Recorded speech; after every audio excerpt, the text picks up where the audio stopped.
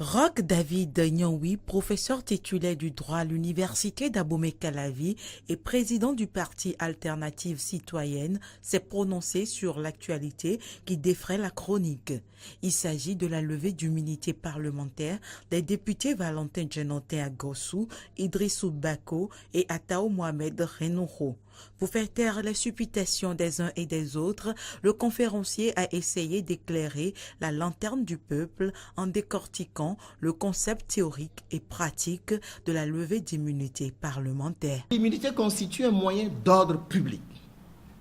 Un moyen d'ordre public en ce sens que la levée de l'immunité parlementaire ne se présume pas et ne présume pas la culpabilité du député.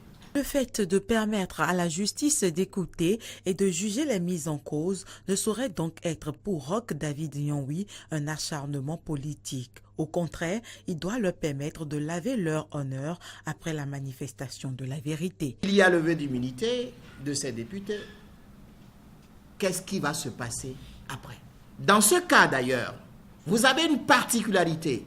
Vous avez quelqu'un qui était ministre au moment des faits. Et il est devenu député par la suite. Il bénéficie d'une immunité parlementaire que l'on a levée, mais il est certain qu'il reste ministre et par rapport à sa qualité ou son statut de ministre, on doit alors évoquer l'intervention de la Haute Cour de justice. Si l'immunité est levée, la justice prend le relais en termes de « je vais rechercher les éléments de preuve, je vais discuter les éléments de preuve, je vais voir la portée des éléments de preuve pour davantage me rassurer que ces gens-là sont coupables ou non. Si on peut les maintenir éventuellement les mettre dans les liens d'une détention, si on peut les condamner plus tard, c'est la justice qui le dira. Donc nous allons considérer un instant que cette levée d'immunité permet à la justice de prendre le relais.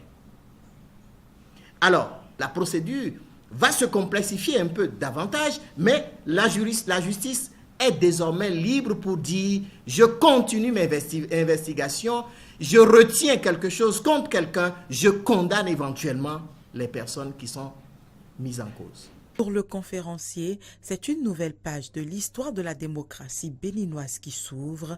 Force devra donc rester à la loi.